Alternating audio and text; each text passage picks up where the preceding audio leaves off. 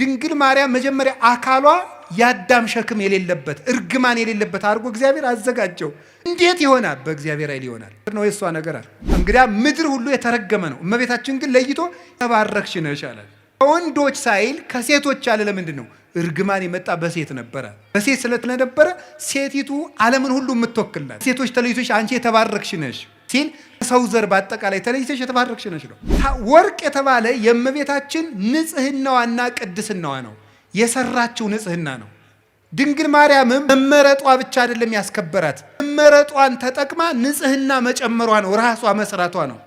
መመረጥን መጠበቅ እንጂ መመረጥ አያስደንቅም። መምረጥማ የእግዚአብሔር ነው። መምረጥ የእግዚአብሔር ነው። አሁን አንዳንዶቹ ምን ይላሉ? እመቤታችን እኮ እንዲህ ብለን ስናከብራት ማርያም ምን ታደርግ ኖሯል? ሲመርጣት አልመረጥም ልትል ነው? እሷ ባትኖርም እኮ ሌላ ሴት የመምረጥ እድል አለው እግዚአብሔር። እግዚአብሔር ምን ይሳነዋል ይላል እንዴ? የእሷ ነፃ ፈቃድስ?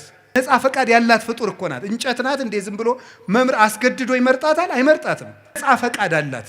እግዚአብሔር ስለጠበቃት ነው የምንል ከሆነ አዳምና ሔዋንም የበደሉ እግዚአብሔር ስላልጠበቃቸው ነው ብለን መልስ ማዘጋጀት እንችላለን። ይሄ ደግሞ እግዚአብሔርም ያ ማለት ለአዳምና ለሔዋን ተጠያቂው እግዚአብሔር ይሆናል። ድንግል ማርያም ንጹሕ የሆነችው እግዚአብሔር ስለጠበቃት ብቻ ከሆነ አዳምና ሔዋንም የወደቁ እግዚአብሔር ስላልጠበቃቸው ነው ማለት ነው። እንደዚያ ከሆነ ደግሞ በሔዋንና በአዳም አዳልቶባቸዋል ማለት ነው እግዚአብሔር ደግሞ ባህሪው እንደዚህ አይደለም። ፈታሒ በጽድቅ ኮናኔ በርት ነው። እውነት የሚፈርድ ነው። ኮናኔ በርት እውነት የሚፈርድ ነው። ፍርድ አይገመድልም። ያ ማለት እኔም ቢሆን የምበድለው እግዚአብሔር ስላልጠበቀኝ ነው ማለት ነው። እዚያ ከሆነ ደግሞ ለኃጢአቴ ተጠያቂ ሊያደርገኝ አይገባም ማለት ነው። እመቤታችን ብቻ ከጠበቀ ሔዋንንስ ለምን እንዳትበድል አይጠብቃትም? እግዚአብሔር የማንንም ነፃ ፈቃድ አይሻማም። የድንግል ማርያምንም ነፃ ፈቃድ ያከብራል። የመበደል መብት አይነፍጋትም። እንዳትሳሳት አይከለክላትም። እሷ መጠበቋን መመረጧን አጽንታ በጠበቀች ንጹሕና በጸናች መጠን እግዚአብሔርን በእጁ እየደገፈ ጠበቃት። የመጀመሪያውን እሱ ባርኮ ሰጣት አካሏን። ድንግል ማርያም እርግማን የሌለባት መሆኗ በእግዚአብሔር እጅ ነው። ንጽህና ጨምሮ መኖር ግን የሷ ነው። ስማራያ እግዚአብሔር ይላሉ ሊቃውንቱ። እግዚአብሔር መረጣት ይሉና ቢመርጣትማ ምን ይደንቃል? እንድትመረጡና ብትገኝ ነው እንጂ ይላሉ። እንድትመረጡና ተገኘች። ምርጫዋን ደግሞ አጽንታ ያዘች። እመቤታችን ወርቅ የተለበጠች ታቦት ናት። እርግማን የሌለባት የአዳም ጉስቁልና ያላረፈባት እግዚአብሔር ሲፈጥራት ከእናቷ ማህፀን ሲለያት እርግማን እንዳይኖር አድርጎ ነው የጠበቃት። አቀባ ጰራቅሊጦስም ከርሰማ ወይ ረኩሰት በምንትንም ዘፈጠራ እንዴት ሊሆን ይችላል? ከመምጽውር ጽሩየ ገብረ አለ ቅዱስ ዮሐንስ አፈወርቅ። እንዴት ሊሳካ ይችላል ካል ወርቅ ከጭቃ እንደሚገኘው ነው አለ። ወርቅን ከጭቃ ታስገኘዋለህ ስታነሳው፣ ወርቁ ውስጥ ግን ጭቃ የለም። ድንግል ማርያም ከተረገመ ባህሪ ስትወጣ እርግማን ጉስቁል የሆነ ባህሪ ግን አልደረሰባትም። አባቶቻችን በብዙ ነገር ተርጉሞ በሾህ መካከል እንደተከበበች ጽጌረዳ ይላል። ጽጌረዳ አበባ እሾሁ መሃል ላይ ናት። እሾሁ ግን የለባትም። ድንግል ማርያም የእርግማን እሾህ ባለበት ዓለም ውስጥ እርግማኑ ሳያርፍባት ወጣች። እንደ ጽጌረዳይቱ መዓዛዋን ብቻ ይዛል። መዓዛ አፏሃ ከመ ኮል ወኩሉ ነገራ በሰላም ያለ ቅዱስ ያሬድ ይህን ነው። አንደበቷ እንደ እንኮይ የሚያምር መዓዛውን ይዛ የወጣች እሾሁ ያልተከተላት ጽጌ ሃይማኖት ዘጸገየት በማእከለ ሐስዋክ በሾህ መካከል አበባ የተገኘች የሃይማኖት አበባ መዓዛ ብቻ ያላት እሾሁ ግን የሌለባት የመካከለኛዋ ውብ ጽጌረዳ እመቤታችን ናት። እርግማን ያልነካት። ወርቁ ግን ራሷ የሰራችው ንጽህናዋ ነው። ዓይኗ ንጹሕ፣ ጴጥሮስ ተሳሳተ ተብሎ ተጽፏል። ሐዋርያት ተበተኑ ተብሎ ተጽፏል። አብርሃም በደለ ተብሎ ተጽፏል። ማርያም ይሄን አረገች ተብሎ አልተጻፈም። አንደበቷ ክርክም ያለ ነውር የሌለባት በእውነት ጠባብ ወትሕት ዘልህቀት በቤተ መቅደስ ውስጥ ተቀምጣ መልአክ እያነጋገራት ትዕቢት የሌለባት ትሕት፣ ጥበብን የተመላች እወቁኝ የማትል ልጇ በሆሳዕና እንኳን እንዲው ግርግር ሰው ሁሉ ሲበዛ እንዴ የአምላክ እናት ፊት አድርጉኝ የማትል በትህትና እስቲ እዚህ ላይ እመቤታችን እንዲህ አለች ተብሎ ሰምታችኋል? ሐዋርያት አነጠፉ፣ ገሌ ፊት ሄደ፣ ጴጥሮስ እንዲህ አለ ሲባል እሷ እንዲህ ነኝ የማትል፣ ይሄ አይገባኝም ይሄ ይገባኛል የማትል፣ ስደት አይገባኝም ሳትል የተሰደደች፣ መልካም ነገር ይገባኛል አክብሩኝ የማትል ትህትናን የተመላች ወርቅ። ትንቢተ ዘካርያስ ምዕራፍ 4 ቁጥር 2 ላይ ነቢዩ ዘካርያስ ዘካርያስ ርየ ተቃዋመ ማይቶት። ዘካርያስ የወርቅ መቅረዝን አይቶት ነበረ። ምን ያለ ዘይትን የተመላ 7 አይጹቅ ያላት 7 ቅርንጫፍ ያላት 7 ቅርንጫፍ ያላት መቅረዝ ዘይት ያለባት ኩለንተሃ ወርቅ ይላል። ሁለመናዋ ወርቅ የሆነ መቅረዝ አየው ይላል። ትንቢተ ዘካርያስ ምዕራፍ 4 ቁጥር 2 ላይ ቅዱስ ያሬድ ይህን ወስዶ ይላል ዘሕዝቅኤል እጹት ምስራቅ ዘዘካርያስ ተቃዋም ዘወርቅ ማርያም ኢቲ ዘውዳሴሃ እሙቅ። የሕዝቅኤል የምስራቅ በር የዘካርያስ የወርቅ መቅረዝ ምስጋናዋ ተቀርቶ የማያልቅ ማርያም ናት ይላል። ኩለንተሃ ወርቅ ሁለመናዋ ወርቅ ነው ማለት ስጋዋ ወርቅ፣ ነፍሷ ወርቅ፣ ህሊናዋ ወርቅ፣ ልቧ ወርቅ፣ ህዋሳቷ ወርቅ፣ ስሟ ወርቅ፣ ሁለንተናዋ ገንዘብ የሆነ ጸጋን የተመላች እጅ እግሯ ገንዘብ የሆነ ናት እመቤታችን። እኛ እኮ እንደው ብዙ የሚጣል ያለን እንደ ዱባ ታውቃላችሁ። በቤተ ክርስቲያን ስርዓት ዱባ ለቤተ ክርስቲያን ስለት አይገባም። አይገርማችሁ? ፍትሐ ነገሥት አንቀጽ 17 ላይ አንቀጸ ምጽዋት ላይ ዱባ ለቤተ ክርስቲያን አያምጡ ይላል። ለምን? ዱባ ብዙ የሚጣል አለው። አያችሁ? የሚጣል ነገር የሚበዛባቸው ሰዎች ቤተክርስቲያን አይጉ ማለት ነው። ዱባቱ ነው። እሺ ዱባ ማለት የሚጣለው የሚበዛ ነው። እንደው እኛ እኮ ብዙ የሚጣል ነገር አለን። እንደው ብዙ ወጥቶ የሚወድቅ ጓዛ ምንን እንደው ይሄን እና ዱባቱና ቅልም አይገባም ይላል። ውስጡ መራራ ነውና መራራ ሰዎች በቤተክርስቲያን ርስት የላቸውም ማለት ነው። መራራ መሆን ክፉ ነው። ስለዚህ እመቤታችን ግን የሚጣል የሌላት አልብኪ ነውር ወይ ምንትኒ በላይሌኪ ኩለንታኪ ሰናይት እንተሃቤ። ወዳጄ ሁለንተናሽ ውብ ነው፣ ምንም ነውር የለብሽም ብሏታል ልጇ ሰሎሞን። በወርቅ የተለበጠችው ታቦት ማድረግ አንዳች ነገር ያልተገኘባት የቅድስና ማህተም ያተማት የእግዚአብሔር ከተማ የመሰላሏ ጫፍ ላይ ይላል አይደለም እንዴ? የመሰላሏ ጫፍ ላይ እግዚአብሔር ተቀምጦባት ነበር ይላል። መሰላል እመቤታችን ናት። የመሰላሏ ጫፍ አይምሮዋ ነው።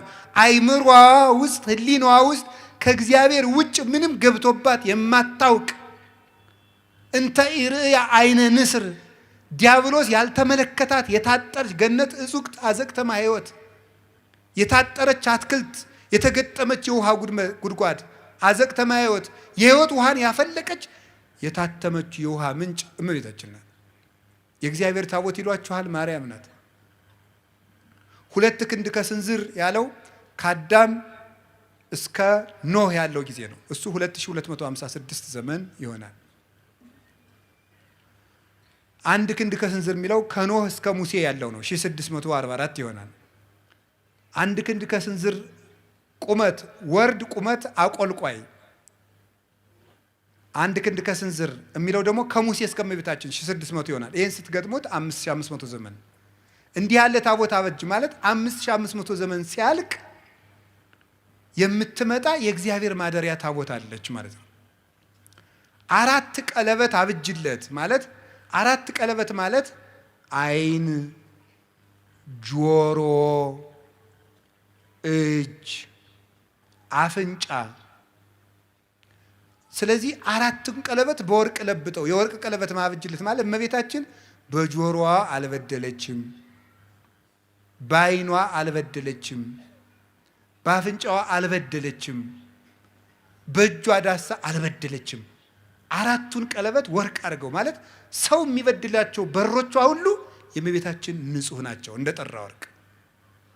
የስርየት መክደኛ የተባለ ድንግልናዋ ነው። መክደኛ የታተመ ድንግልና ነው። የታተመ ድንግልና በስርየት መክደኛው አነጋገር ስርየት ማለት ይቅርታ ነው። የስርየት መክደኛ ማለት በድንግል ማርያም ድንግልና በኩል እግዚአብሔር ይቅርታን ይዞ መጥቷል። ፈቂዶ ይፈውስ ትዝምደሰብ ተገምረ በማህፀነ ድንግል ታቢዮ ለኩሉ ኃይል እለ በሰማያት ማሂደር።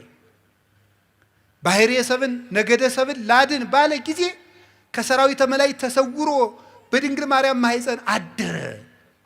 እኔ እንደው ማርያም ምን አድርገልኛለች የሚለኝ ሰው ኢየሱስ ነው እንጂ የሚለኝ ሰው እግዚአብሔር ሰውን ላድን ብሎ የት ሄደ ብዬ ነው የምጠይቀው።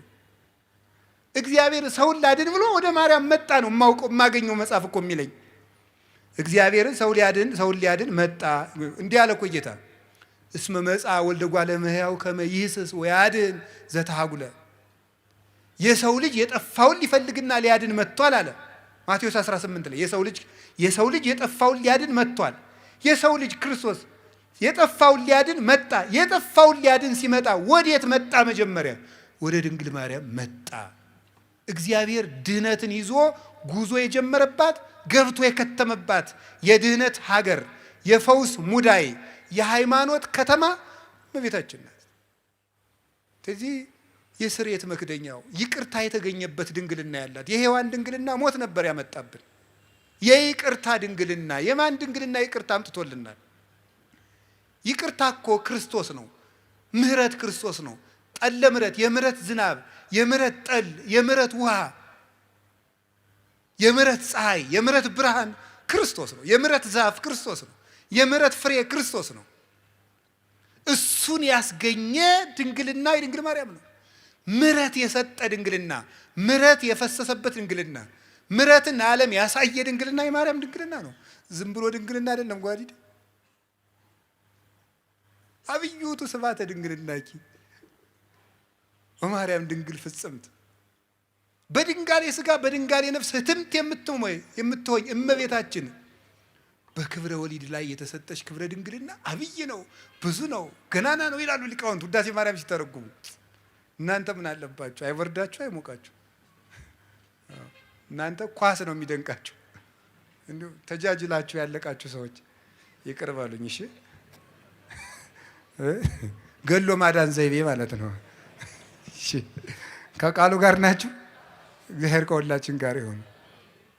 እና ይሄ እስቲ የስርየት የድንግል ማርያምን ድንግልና የስርየት መክደኛ በሉት። በእውነት በሉ እንጂ የስርየት መክደኛ ያለበት ምክንያት ድንግልናዋ ማህተመ ድንግልናዋ ስላልተፈታ ነው።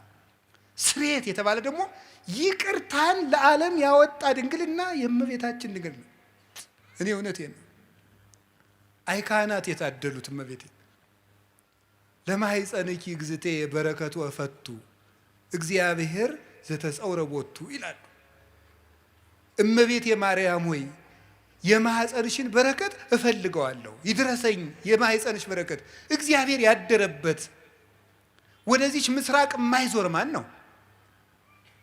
ፀሐይ ጽድቅ ኢየሱስ ክርስቶስ ወጥቶ የሚያጽደለድልባትን ያችን ምስራቅ ዘወር ብሎ ማየት የማይፈልግ የጨለማው ልጅ ካልሆነ በቀር እሱ ማን ነው?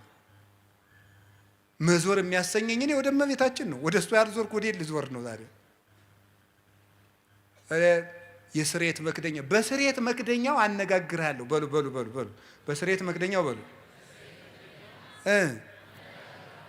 እመቤታችን ድንግል ላይ መክደኛው ማለት ታቦቱና ታቦቱ የሚጋጠምበት መግጠሚያው ላይ ነው። ጫፉ የታችኛውና የላይኛው የሚጋጠሙበት መግጠሚያው። ይሄ የስርየት መክደኛ የእመቤታችን ድንግልና ነው። የስርየት መክደኛ የተባለበት የእመቤታችን ድንግልና መጀመሪያ ብቻ ክርስቶስን ወልዶ ያቆም አይደለም፣ ዘላለም ይቅርታን ያሰጣል። ከልጇ ጋር እያስታረቀ እንማጸንበታለን። ባቀፉህ እጆቿ፣ በሳሙ ከንፈሮቿ፣ ባዘነ ጀርባዋ፣ በወሰነችው ማኅፀኗ ብለን እንማጸናለን። ዛሬም ይቅርታን ይሰጠናል። ስለዚህ የድንግል ማርያም ማኅፀኗ የይቅርታ ማኅፀን ነው። አነጋግርሃለሁ ማለት ምን ማለት ነው? የድንግል ማርያም ማኅፀን የሃይማኖት መስበኪያ ነው። የሃይማኖት ምስክር ነው። የእምነት መግለጫ ነው። ወትሜህሮሙ ሰጊደ ለስሉስ ማህያዊ ለማህያዊ ሥላሴ ስግደትን የምታስተምርላቸው ናት። ድንግል ማርያም እምነትን የምትገልጥ ናት እንጂ እምነትን የምትጋርድ አይደለችም። እመቤታችን ዘላለማዊ ድንግልና ነው ያላት። የስርየት መክደኛው አይፈታም። ለምንድን ነው የማይፈታው? አካላዊ ቃል ነው የገባበት። የእግዚአብሔር ቃል ነው ያደረበት።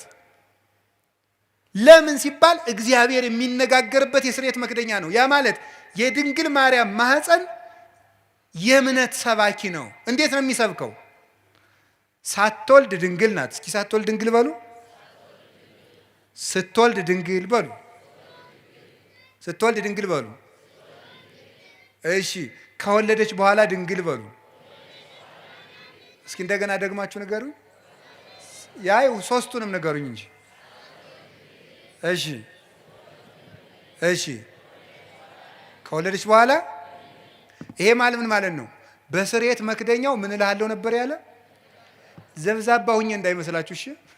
ነገርን ከነገር ለማገናኘት ነው የምደግመው። እሺ በስርየት መክደኛው ምን አረጋለሁ ነው ያለው? የስርየት መክደኛ ያልነው በሐዲስ ኪዳን ሲተረጎም ምንድን ነው? የእመቤታችን ምንድን ነው? ድንግልናዋ ነው። ድንግልናዋ ነው የስርየት መክደኛ። ስርየት የተባለ ይቅርታን የሰጠ ክርስቶስ ከማን ስለተወለደ ነው? ከእመቤታችን ስለተገኘ። እንደዚያ ከሆነ ሳትወልድ ምንድናት? ድንግል በሉ። ቀጥሉ። ስትወልድ ከወለደች በኋላ ለምን በሉ እንጂ። ምን ያደርጋል ይሄ ስትሉ ለልጇ ምስክር ስለሚሆን። ምን? ኢየሱስ ክርስቶስ ሳይወለድ አምላክ በሉ፣ ሲወለድም አምላክ፣ ከተወለደ በኋላም አምላክ።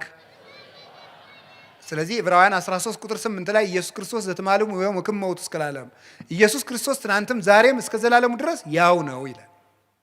ያው ነው። ሳትወልድ ድንግል፣ ሳይወለድ አምላክ፣ ስትወልድ ድንግል፣ ሲወለድም አምላክ፣ ከወለደች በኋላም ድንግል፣ ከተወለደ በኋላም አምላክ። ድንግልናዋ አለመለወጡ የልጇ አምላክነት ላለመለወጡ ማስረጃ ነው ማለት ነው። ለማይለወጠው ልጇ ምስክር እንድትሆን እሱ ሰው ቢሆንም አምላክነቱ ስላልተለወጠ እሷም ብትወልድም ድንግልናዋ አልተለወጠም። ለልጇ ምስክር ናት። በስርየት መክደኛው አነጋግርሃለሁ ማለት አለመለወጤን የማልለወጥ አምላክ መሆኔን በማይለወጠው በእናቴ ድንግልና እነግርሃለሁ፣ አስተምርሃለሁ ማለት ነው። ቅዱስ ዮሐንስ አፈወርቅ ሃይማኖተ አበው ምዕራፍ 67 ቁጥር 31 ላይ እንዲህ ይላል፣ እሰብክ መንገለ ድንግልናሃ ለማርያም እንተ ትከውን ስም አለቃል ይላል። ለቃል ምስክር በምትሆን በድንግል ማርያም ድንግልና ክርስቶስን እሰብከዋለሁ ይላል። ለቃል ምስክር በምትሆን በድንግል ማርያም ድንግልና ክርስቶስን እሰብከዋለሁ። የድንግል ማርያም ድንግልና የክርስቶስ መስበኪያ ነው። ድንግልናዋ አልተለወጠም። ለምን? እሱም ሰው ሲሆን አልተለወጠምና። የማይለወጥ አምላክ መሆኑን ለማስረዳት የእናቱን ድንግልና ሳይለውጥ ተወለደ። ትንቢተ ሚልክያስ ምዕራፍ 3 ቁጥር 5 ላይ አንሰ እግዚአብሔር አምላክክሙ ዘኢይትዌለጥ፣ እኔ የማልለወጥ አምላካችሁ እግዚአብሔር ነኝ፣ እኔ እግዚአብሔር አምላካችሁ አልለወጥም ብሎ ነበር። የማይለወጥ አምላክ መሆኑን ለማስረዳት ከእናቱ ሲወለድም ድንግልናዋን እንዳይለወጥ ጠበቀ።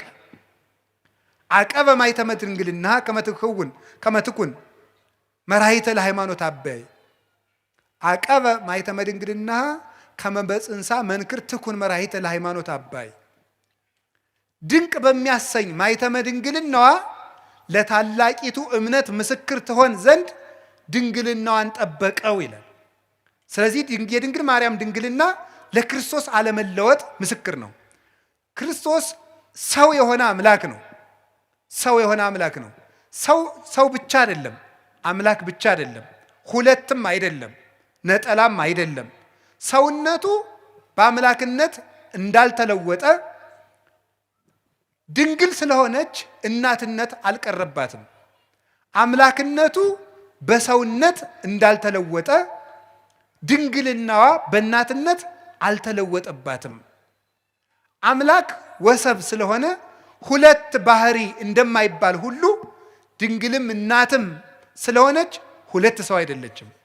እናቱ አንድ ሁና ድንግልም እናትም እንደሆነች ክርስቶስ አንድ አካል አንድ ባህሪ ሲሆን አምላክነቱ በሰውነት ሰውነቱ በአምላክነት ያልተለወጠበት በተአቅቦ የሚኖር በተዋሂዶ ክብሩን የገለጠ ስግው ቃል ወልድ ዋሕድ አምላክ ወልደ አምላክ ይባላል። እንግዲህ ከገባችሁ ይግባችሁ፣ ይገባችኋል፣ ደግሞ ይገባችኋል። ይዛችሁታል? እሺ። ድንግል ማርያም ድንግል ናት በሉ። እሺ። እናት ናት በሉ። ክርስቶስ እሳ አምላክ ነው በሉ። ሰው ነው በሉ። ደግሞ ድንግል እናት ግን ሁለት ናት።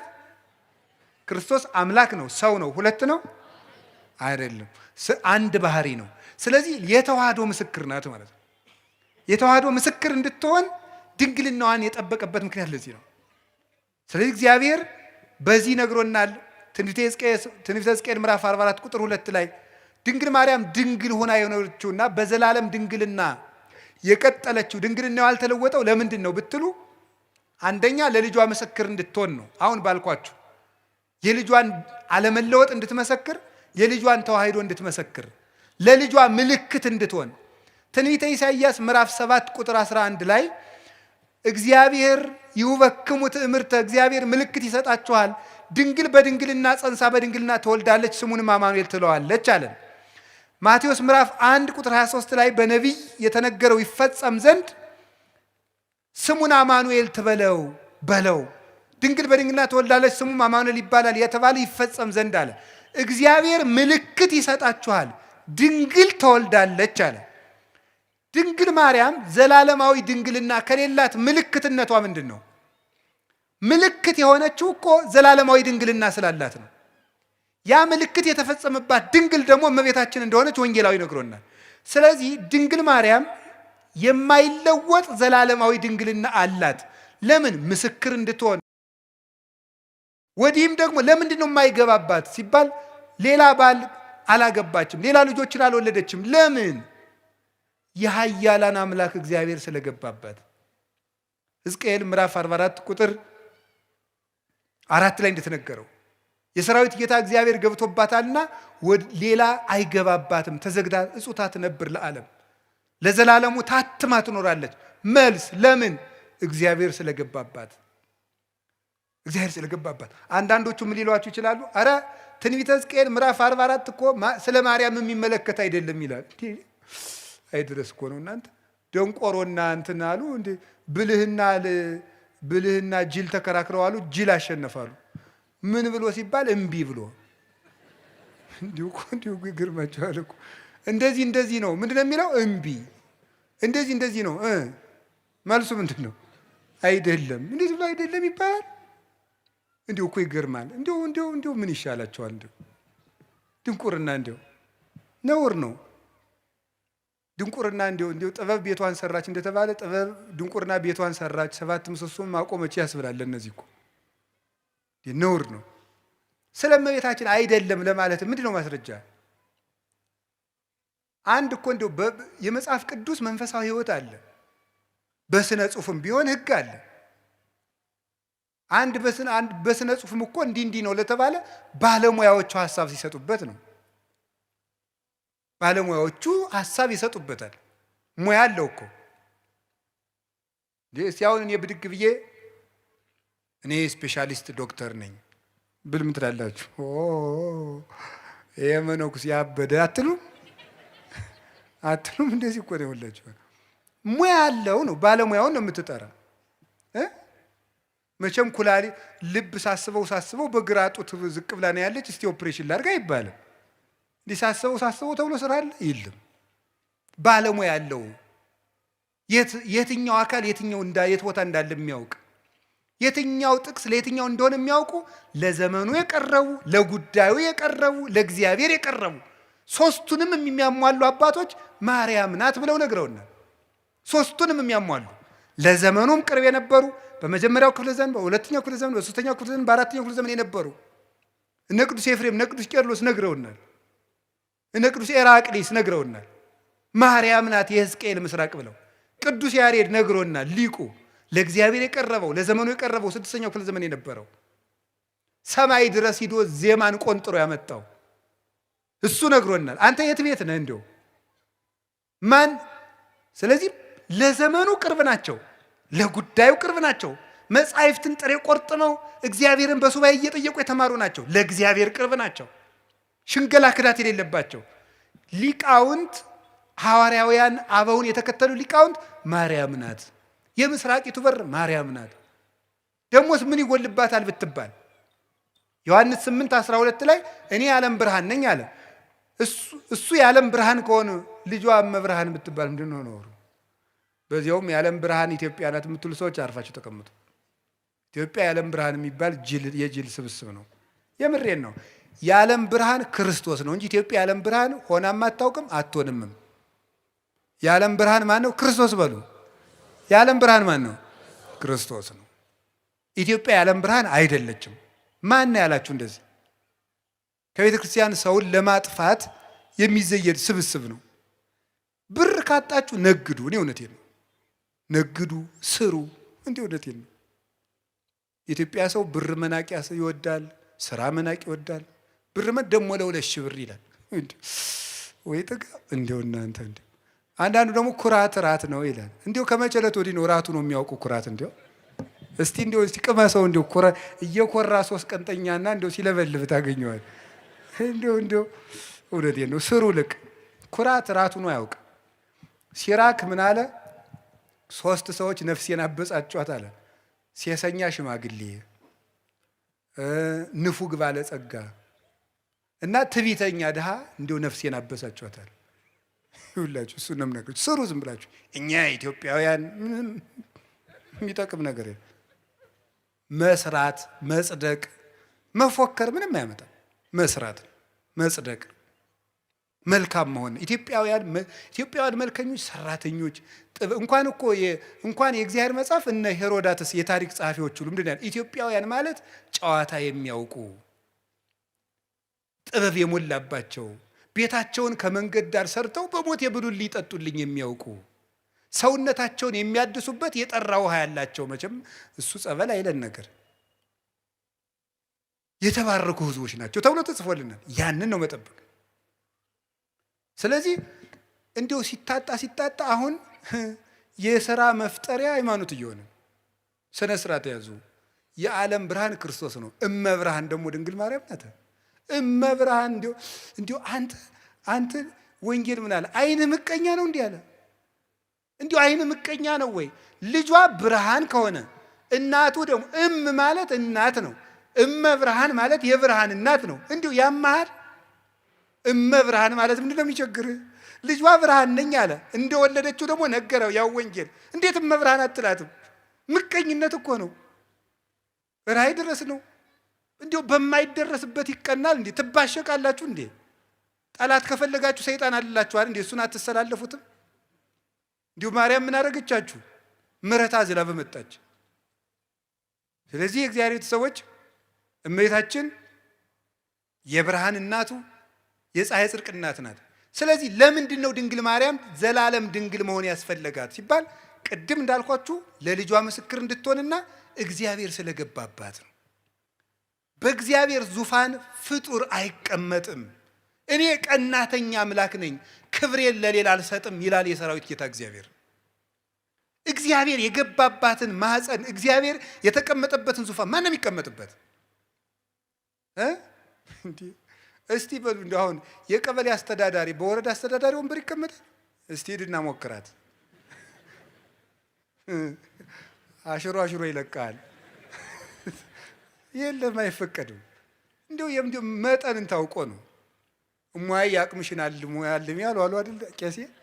አንዲት እሟይ ምድግ ብለው የኔታ አቤት እንደው እኔ በህልሜ ታቦት ተሸክሜ ሰው እያጠኑ ህልም አይቼ አይ እሟይ እንደው ያቅምሽን አልሚ እንደው ከሆነም እኔ ታቦት ተሸክሜ እንደው አንቺ ብታጠኝ ይችላል። እንደው ባይሆን ያም አይሆንም እኮ እንደው ያም አይሆንም። እንደው በየት አልፎ ባይቲ ሀሊፈቂ ድጓታ ሚሄረቂ አለ። እንደው ነውር እኮ ነው። መጠን አለው ነው። አዎ እግዚአብሔር አባቶች ይላሉ በጳጳስ ወንበር ኤጲስቆጶስ አይቀመጥም፣ በንጉሥ ወንበር መስፍን አይቀመጥም። እግዚአብሔር በገባበት ዙፋን ፍጡር አይደርስም ፈጽሞ። እንዴት ያለስ ደፋር ሄሮድ ዮሴፍ ራ ያደረገው ጻድቅ ነው አይደል ያለው እንዴ? በዚያውስ ላይ ሐዋርያት እንኳን ክርስቶስን ከተከተሉ በኋላ ወደ ሚስት አልተመለሱም። እንደው ጴጥሮስ ሚስት ነበረው ይባላል። ጭራሽ እሷ አምላክን ወልዳ መልሳ ወደ ትዳር ተመለሰች ይባላል። ከቅዱስ ጴጥሮስ አንሳ ፈጽሞ ነውር ነው። ያላደለ ነገር ነው። የእግዚአብሔር ዙፋን ነው። ድፍረት ነው። የምንንቀው እግዚአብሔርን ነው። ማርያምን እመቤታችንን አይደለም የምንንቀው፣ እግዚአብሔርን መዳፈር ነው። እንዴ ትዳር ክቡር ነው ብሏል። ትዳር ክቡር የሆነው ለተፈቀደለት ነው። ትዳር ክቡር የሚሆነው ለሚጠቅመው ለተሰማራበት ለተፈቀደለት ነው። ሰው ሁሉ ወኩሉ ዘከመ ተጸውዐ ያሉ ሁሉም እንደተጠራበት አጠራር ይኑር ነው ያለ ቅዱስ ጳውሎስ። በንጽህና እኖራለሁ ያለ ይኑር እና ለድንግል ማርያም ግን ይሄ ሁሉ መጠኑ አይደለም። ወንድ አላውቅም ሐሳብ የራሱ የለኝም እኮ ነው ያለችው። ቅዱስ ጎርጎርዮስ ዘንዚናዙና ዘኑሲስ የሚሉት እንደዚህ ብላ ስትናገር በቃ ዘግታ ጨርሳለች ማህተሟን ነው የሚሉት። ፈጽሞ ሐሳብ ራሱ ብልጭታ የሚባለው ራሱ መጥቶባት አያውቅም ስላለም የምታስበው እግዚአብሔርን ብቻ ነው። እንዲህ ያለች ነው የስርየት መክደኛ ያሰኛት ይሄ ነው። አማናዊት ታቦት እመቤታችን ናት። እመቤታችን ቅድስት ድንግል ማርያም ይሄ ታቦት ምን ያርፍበት ነበር? ብርሃን። እስቲ ብርሃን በሉ። አቤት ከድንግል ማርያም ምን ተገለጠ? ብርሃን በሉ እንጂ። ያ ብርሃን ማን ነው? ክርስቶስ ነው። ብርሃን ያረፈባት ታቦት እመቤታችን። ያንን ብርሃን ምን ይከበው ነበር አልኳችሁ?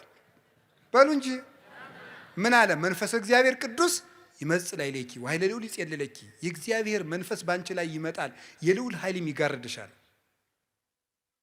ሀብተ መንፈስ ቅዱስ ይጋረዳት። መንፈስ ቅዱስ በሀብተ መንፈስ ቅዱስ የተጋረደች።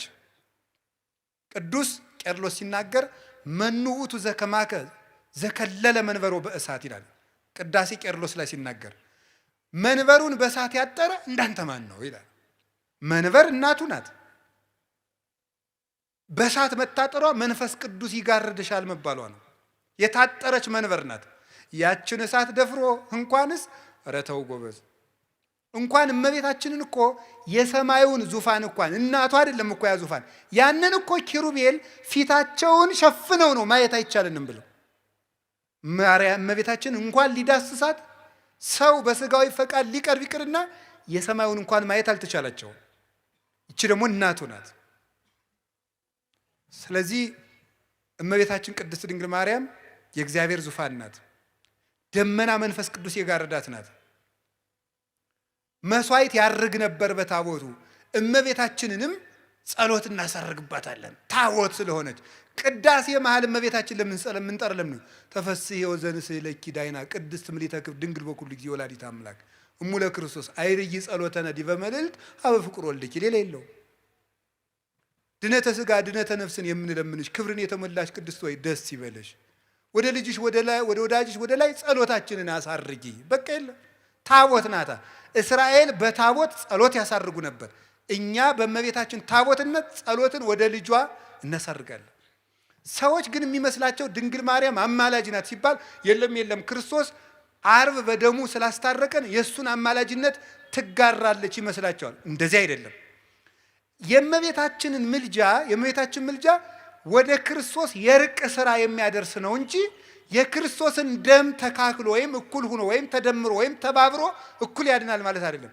ሰውን ሁሉ እየሳባችሁ ወደ እኔ አምጡት ብሎ ሐዋርያትን የላከ አምላክ እናቱንም የምሕረት ገመድ አድርጎ እሱ በደሙ ወደ ሰጠን ይቅርታ እንድንደርስ ጫፏን ይዘን ወደሱ የምንሄድባት የምሕረት ሀብል ናት እመቤታችን። ለዚህ ነው የሰጠን። እሷን ይዘን ወደሱ እንድንቀርብ ምን ብሎን ነበር? ዮሐንስ 12 ላይ እኔ ከላይ ሄድና ስባችኋለሁ አለን። እናቱን ገመድ አድርጎ እየጎተተ ይወስደናል፣ ይስበናል በእናቱ ፍቅር። ስለዚህ እምከመ ተለአልኩ ስብ ኩሎ ሀቤ እኔ ከፍ ብዬ እናንተን እስባለሁ ብሎናል።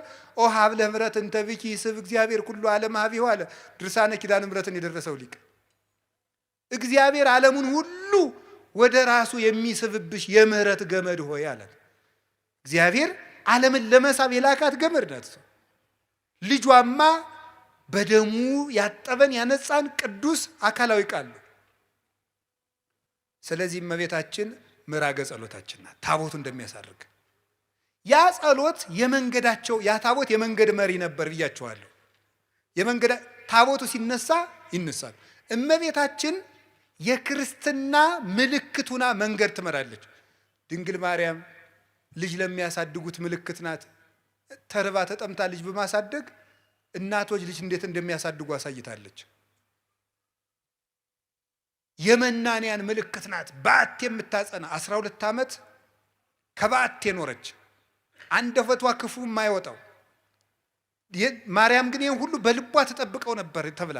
የባይታውያን ደግሞ ባይታዊት ርግብ የባይታውያንና የመነኮሳት ምልክት በበረሃ በመኖር የሰማዕታት ምልክት በመሰደድ የመንገዳቸው መሪ የተባለች ታቦቷ እስራኤል ከግብፅ መውጣታቸው ክርስቶስ እኛን ከርግማን ማውጣቱ ነው።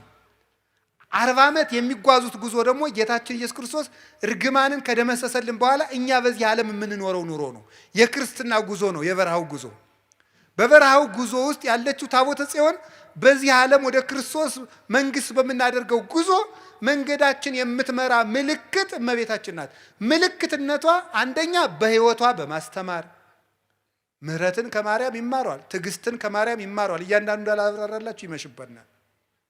ጸሎትን ከሷ ይማሯል፣ ደስታን ከሷ ይማሯል፣ ድህነትን ከሷ እንማራለን። ድህነትን ማለት ድሃውን ማታማርር ራሷን ድሃ ያደረገች ትሕትናት የተመላች። ስለዚህ ትምህርት ናት ራሷ እመቤታችን፣ ራሷ ወንጌል ናት። ስለዚህ እመቤታችን የመንገዳችን መሪ ናት። እየጸለየች ምልክቱና እጃችን ይዛ ይኸውላችሁ እኔ እንደውም ይታየኛል እንደው አንዳንድ ጊዜ ሳስባት እመቤታችንን ይኸው እና ልጅን የምትመራው ማን ናት? አቤት እናቶች ትንሽ ልጅ አስከትለው ሰፈር ሲሄዱ አይታችኋል? እንዴት አድርገው ነው የሚሄዱ? ምኑን ይይዙታል? አቤት እጁን ይዘው ድንኩል ድንኩል እያደረጉ ይዘው ይሄዳል። እና ዮሐንስ 19 ቁጥር 26 ላይ ምን ትሆናችሁ ነው ያለን ጌታ? እናት እነኋት ነው ያለ። እናት እነኋት ስላለ ምሪያቸው ማለቱ ነው። በእውነት እጃቸውን ይዘሽ ምሪያቸው። እኔ እንደው የድንግል ማርያም ሕፃን ከመሆን በላይ የምፈልገው ነገር የለም። የእሷ ልጅ ሁኜ አድሎኝ ተገንቶ ነው። እነዚያ መለኮትን ዳሰው አቅፈው አጥብተው ያሳደጉ እነዚያ እጆች የሚያበሩ እጆቿ አዋን አግኝቼ እጄን ይዘው ጎትተውኝ ነው።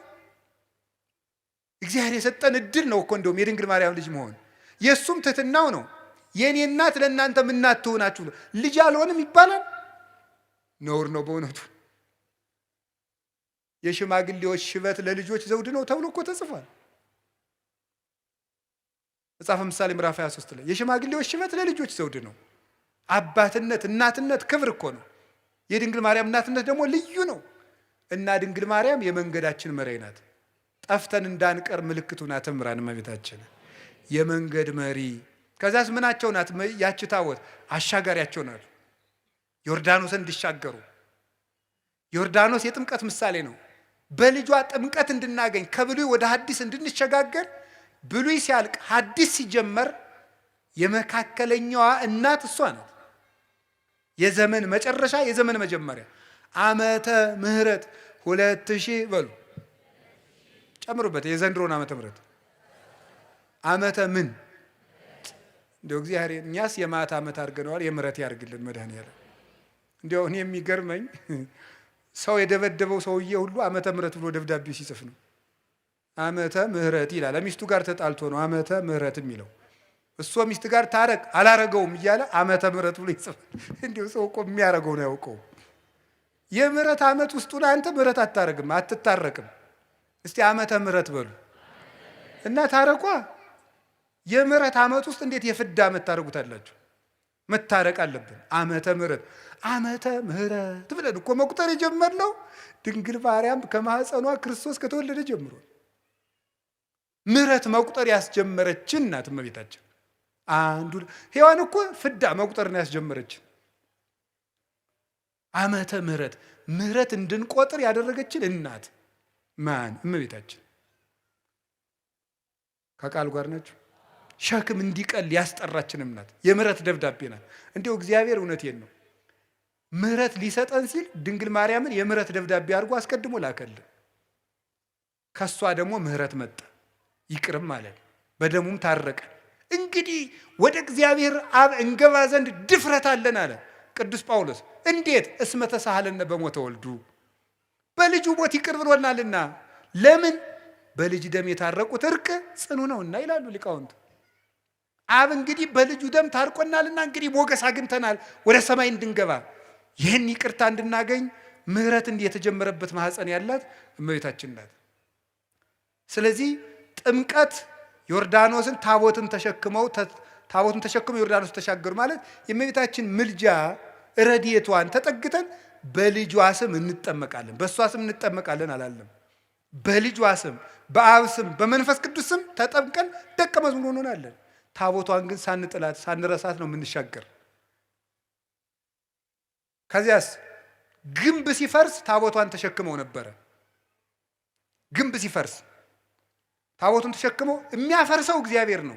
እግዚአብሔር እንዲያፈርሰው ግን እልልታውን የሚያቀርቡት ታቦቱን ተሸክመው ነው። አሁን እዚህ ቅዳሴ ላይ ምን ይላል ካህኑ? ስብሐት ወክብር ለስሉስ ቅዱስ ይደሉ። መልሱ እንጂ እንደዚህ እያደረገ ቤተ ክርስቲያኑን ምን ይለዋል? ይዞረዋል አይዞረውም? ይዞረዋል አሉ ሕፃኑ። ምን እንደሆነ እኮ አይገባቸውም ሕፃናት፣ ግን እኔ እንዲሁ ይገርሙኛል። ይዞረዋል አይዞረውም? ዙሮ ሲጨርስ ምን እያለ ይገባል መሰላችሁ? መጨረሻ እናንተ አሰሙትም እንጂ ግዕዝ እንዲሁ ይገርማል። ጀርመን እንግሊዘኛ ግዕዝ በፒኤችዲ ትሰጣለች። እናንተ ደህና ዋላችሁ አታውቁም እዚህ ተቀምጣችሁ። እና ዙሮ ሲጨርስ እንደዚህ አጥኖ ዙሮ ሲገባ ምናል እግዚአብሔር አምላኬ በከማናል ከጥቅማ ለኢያሪኮ በእደ ኢያሱ ገብርከ ወልደ ነዌ ከማዋንል ጥቅማ ኃጢአቴ ወኃጢአቶሙ ለኩሎሙ ሕዝብከ ይላል። አቤቱ ፈጣሪ እግዚአብሔር ሆይ በባሪያህ በኢያሱ እጅ የኢያሪኮን ግንብ እንዳፈረስክ በእኔ በባሪያህ እጅ የሕዝብህን የኃጢአት ግንብ አፍርስ ይላል። አጥኖ ሲገባ ነው። እዚያ መቅደሱ ሲገባና ተፈሲ ተፈሲ ተፈሲ ማርያም ምልዕተ ጸጋ ታቦቱን ተሸክመው አይደል ግንቡን የዞሩት? ተፈሲ ተፈሲ ማርያም ምልዕተ ጸጋ ይላል። እግዚአብሔር ምስሌኪ ግንቡን የሚያፈርሰው እግዚአብሔር፣ የሚዞሩ ግን እልልታውን የሚያቀርቡት በታቦቱ። ኃጢአታችን ይቅር የሚለን የሚደመስስልን ልጇ ክርስቶስ ይቅር በለን ብለን ጸሎታችን የምናሳርግባት ታቦት እመቤታችን የኃጢአታችን ግንብ እንዲፈርስ ተሸክመናት የምንዞራት ታቦታችን ናት። የሚያፈርስልን ግን ልጇ ነው። ይቅር የሚለን እሱ ነው። ከዚያት ርስት ይዘዋት የገቡ ታቦት እስቲ በሉ ርስት በሉ። ስለዚህ እመቤታችን መንግስተ ሰማያት ይዛን የምትገባ ታቦት ናት። ያችኛይቱ ርስት የመንግስተ ሰማያት ምሳሌ ስለሆነች ዳጎንን የቀጠቀጠችው ታቦት ተሰዳ ዳጎንን የቀጠቀጠች ማለት ድንግል ማርያም ተሰዳ ዲያብሎስ እንዲቀጠቀጥ በልጇ ታቦተ ጽዮን ያንን ዳጎን የቀጠቀጠችው በላይዋ ላይ በተጻፈው የእግዚአብሔር ቃል ነው። ድንግል ማርያምም አካላዊ ቃልን አዝላ ወደ ግብፅ ወደ ኢትዮጵያ ተሰዳ ዲያብሎስ በልጇ ኃይል እንዲቀጠቀጥ አድርጋለች። አሸንፋ የተመለሰች ማለት ሄሮድስም ሙቶ ዲያብሎስ ተነስቶ አሸንፋ በስደት ዲያብሎስን አሸንፋ የተመለሰችው ታቦት በአቢዳራ ቤት እንደባረከች 3 ወር ኤልሳቤጥን ተገኝታ የባረከች ዳዊት እየዘለለ እንዳመሰገናት ጽንስ እየዘለለ ያመሰገናት ማናት? ይቺ እመቤታችን መጨረሳት በወርቅ የተለበጠች ናትና ታቦቱ አይነቅዝም። በወርቅ የተለበጠ ነውና በሉ ታቦቱ ምን አይልም? ምን አይልም? መጀመሪያ ምን የማይል እንጨት ነበር፣ ኋላ በምን ተለብጧል? ስለዚህ ይነቅዛል። እመቤታችን መጀመሪያም እርግማን ሳይኖርባት ነው የፈጠራት። ኋላም ራሷ አልበደለችም። ሞት ደግሞ የኃጢአት ደመወዝ ነው። ሮሜ ምዕራፍ 6 ቁጥር 4 ላይ የኃጢአት ደመወዝ ሞት ነው ይላል። እመቤታችን ደግሞ አልበደለችም። ስለዚህ ሞት በእመቤታችን ላይ ስልጣን የለውም። ስለሌለው እመቤታችን አርጋለች። ለምን? ታቦት ስለሆነች። ታቦት ከማይነቅዝ እንጨት። ለምን? ሞት የመጣ በኃጢአት ነው። አዳም መሬት ነህና መሬት ግባ መሬት ተመለስ የተባለው ስለበደለ ነው። እሷ ደግሞ ከዚያ በደል ነፃ ናት። ራሷም አልበደለችም። ስለዚህ የሞት ርስት በድንግል ማርያም ላይ የለም። ስለሌለም ታቦት ናትና ተነስታለች። የእግዚአብሔር ታቦት ስለሆነች። ለዚህ ነው መዝሙር 131 ላይ ተንስ እግዚኦ ውስተ ዕረፍትከ፣ አቤቱ አንተ ወደ ዕረፍት ተነስ፣ ወደ ዕረፍት ተነስ። አንተ ወታቦተ መቅደስከ፣ አንተም ተነስ፣ የማደሪያ ታቦት ማርያምም ትነሳ። ስለዚህ ቅዱስ ዳዊት ምን አለ? ታቦት ናት አለ። ቅዱስ ጳውሎስ ደግሞ ምን አለ? ሊቀ ካህናት ክርስቶስ የገባባት ደብተራ ድንኳን ናት አለ። ዕብራውያን ምዕራፍ 9 ቁጥር 12 ላይ ወክርስቶስ ከዊኖ ሊቀ ካህናት ለእንተ ትበጽሕ ሰናይቱ በውስተ ትኄይሶተ አቢ ደብተራ እንተ ኢገብራ እደ ሰብእ። ክርስቶስ ግን ሊቀ ካህናት ሆኖ ሲመጣ የሰው እጅ ወዳልሰራት መቅደስ ገባ ይላል። ሊቀ ካህናቱ ሲመጣ ደብተራ የሰው እጅ ወዳልሰራ ደብተራ ማለት ድንኳን ነው። ደብተራ ብላችሁ ሰው አትሳደቡ። ደብተራ ማለት ድንኳን ማለት ነው። እንዲሁም ትርጉም የሌለው ነገር እኮ የምታወሩት። ደብተራ ማለት ድንኳን ማለት ነው። ምን እያላችሁ ነው? እንዲሁ ይገርማል። ሰማችሁ? እንዴ ግዕዝ እኮ ነው። የማታውቁት ልም ታወራላችሁ። ደብተራ ድንኳን ማለት ነው። ድንኳን ደግሞ የኦሪቲቱ ቤተ መቅደስ ናት ደብተራ የተባለች። ከዚያም እመቤታችን ናት። የሰው እጅ ወዳልሰራት መቅደስ ገባ አለ። ልብ ብላችሁ ስሙ። በብሉይ ኪዳን መቅደሱ ይፈርሳል። ለምን በሉ?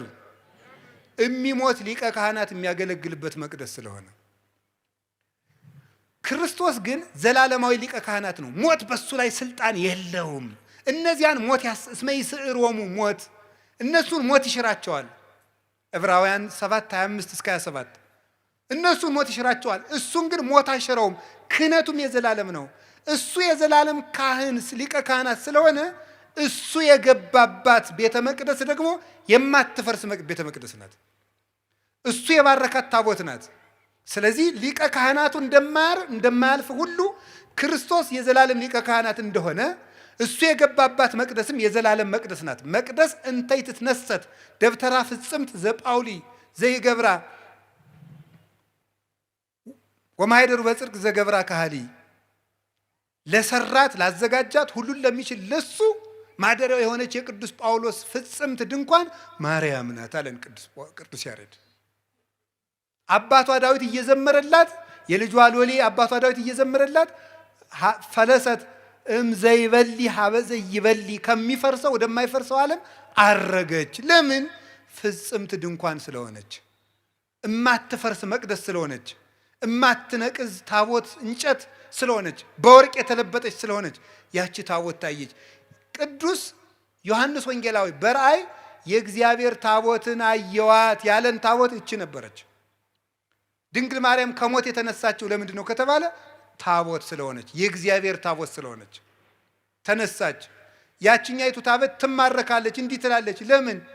የሚሞት ሊቀ ካህናት የሚያገለግልባት መቅደሱ ይፈርሳል። የሚሞት ሊቀ ካህናት ይችሳ ኦ መቅደስ እንተባቲ ተክህነ እግዚአብሔር ብቻ ለገባባት መቅደስ አንክሮ ይገባል ይላል ኤራቅሊስ ሃይማኖተ አበው ምዕራፍ 49 ላይ ሲናገር እግዚአብሔር ብቻ ላገለገለባት መቅደስ አንክሮ ይገባል። እግዚአብሔር ብቻ የገባባት መቅደስ ድንግል ማርያም ናት። ወደ እሷ ገባ፣ አገለገለባት። እሱ ብቻ የገባባት ናት፣ ሌላ አይገባባትም። ሞትም ሊደፍራት አይችልም። ስለዚህ የሰው ልጅ መሆኗ እንዲታወቅ የልጇን አዳኝነት ቤዛነት መከተል ስላለባት እሷም ነፍሷ ከስጋዋ ተለይቶ ሞትን ቀምሳለች፣ ግን ተነስታለች። ስጋዋን የማፍረስ ስልጣን ከማይነቅዝ እንጨት የተቀረጸውን ታቦት ነቀዝ የመብላት ስልጣን እንደማያገኝ ወርቁ እንደሚከለክለው ሁሉ እግዚአብሔር መጀመሪያ እርግማን እንዳይኖርባት ስለጠበቃት ንጽህናም ስላለ ሞት የእሷን ስጋ መድፈር አይችልም፣ አፈር ሊበላው አይችልም። ስለዚህም ተነሳች። ተነስታም ዮሐንስ ወንጌላዊ ታቦት ስለሆነች አየኋት አለ። አይ ታቦት ናት ያችማ ስንል ደግሞ ያችን ታቦት ሰው ናት ብሎ ነቁጭ አለ። ራዕየ ዮሐንስ ምዕራፍ 12 ቁጥር 1 ላይ በሰማይ ታላቅ ምልክት ታየ፣ ብእሲት እንተ ትለብስ ፀሐይን የለበሰች ወርኅታይተ ገሪሃ ጨረቃ ከእግሯ ስር ያለች ወከዋክብት በዲበ ርእሳ በራሷ ላይ ከዋክብት ያሉላት ሴት አየች አለ። ዮሐንስ 11 ላይ ታቦት አየዋልና 12 ላይ ሴት አየዋለ። ያችም ማናት? ፀሐይን የለበሰች ናት። እንግዲህ ያው ፀሐይ ማን ነው? ክርስቶስ። ክርስቶስን ስለለበሰች ደግሞ ሞት በሷ ላይ ስልጣን የለውም፣ ትንሣኤ ልቡናን ስለተነሰች።